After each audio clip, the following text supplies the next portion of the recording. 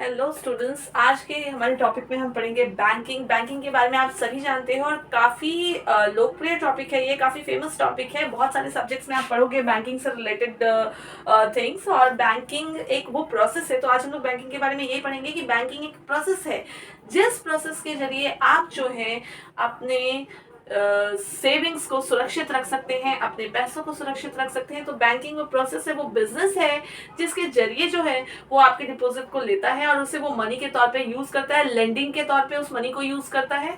Lending that means लोगों को उधार देने में। आप क्या सोचते हो, आपकी मनी जो है बैंक में जाकर क्या वो इंटैक्ट रहती है? नहीं, उस चीज को चैनलाइज किया जाता है, उस मनी को चैनलाइज किया जाता है ताकि लोगों को क्रेडिट अवेलेबल हो सके। बदले में आपको क्या मिलता है? ब्याज मिलता है। डिपॉजिट के लिए ब्याज मिलता है जो कि आपका बैंक आपको देता है। ठीक है, तो बैंकिंग वो कंप्लीट प्रोसेस है जिसके जरिए क्या है, बैंक्स जो है वो आपके पैसे को डिपॉजिट के तौर पे रख रहा है और साथ ही साथ क्या है, आपको जब जरूरत पड़ता है लोन का तो आपको लोन भी देता है। ठीक है, और आपको डिफरेंट सर्विसेज भी प्रोवाइड करता है आपके अकॉर्डिंग, आपकी नीड के अकॉर्डिंग। जैसे आपको कहीं अगर पेमेंट देना है, आपको अपने इंश्योरेंस का प्रीमियम हर महीने पेमेंट करना है, तो ऐसे अनगिनत सर्विसेज है। ठीक है, तो आज हम लोग टाइप्स ऑफ बैंक्स के बारे में पढ़ेंगे।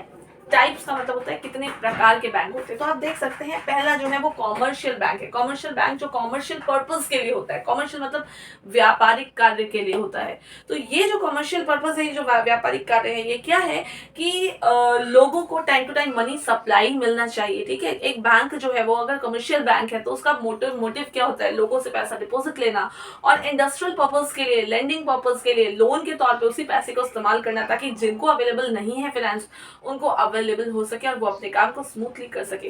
तो वो कैटेगरी क्या है? कॉमर्शियल बैंक्स की है। लाइक इतने सारे कॉमर्शियल बैंक्स है, एचडीएफसी है, एसबीआई है और काफी बैंक ऑफ बड़ौदा है, बहुत सारे एग्जाम्पल्स आपको मिलेंगे।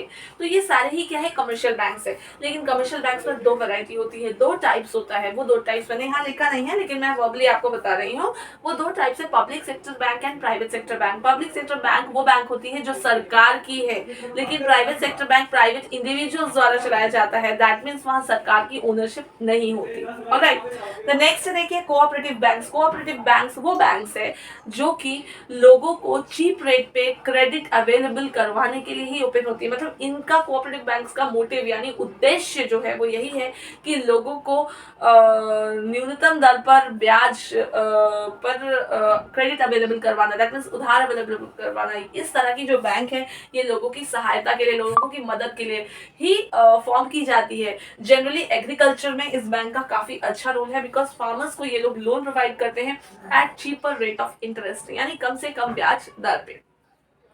नेक्स्ट आता है स्पेशलाइज्ड बैंक। स्पेशलाइज्ड बैंक वो सारी बैंक है जो कि स्पेशल पर्पस के लिए ऑपरेट की जाती है। स्पेशल पर्पस मतलब एक पर्टिकुलर वजह से।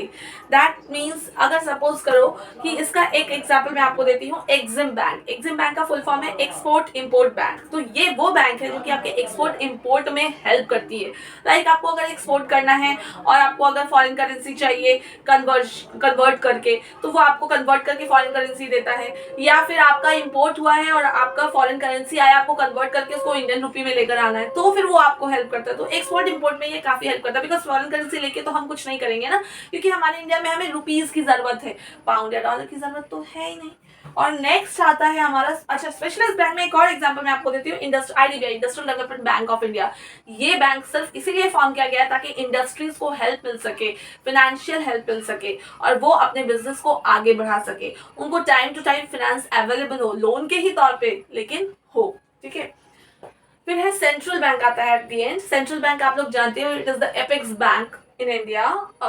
सबसे बड़ा बैंक जो है सेंट्रल बैंक है इंडिया में और इन्हीं का ऑथराइजेशन है सारे बैंक्स में। दैट मीन्स सारे बैंक जितने भी है, चाहे वो एक्सपोर्ट इंपोर्ट बैंक हो या फिर वो कमर्शियल बैंक हो या फिर कोई भी बैंक हो, तो वो सारे बैंक जो है वो किसके अकॉर्डिंग चलते हैं? सेंट्रल बैंक ऑफ इंडिया के अकॉर्डिंग। क्योंकि सेंट्रल बैंक ऑफ इंडिया का नाम क्या है दोस्तों?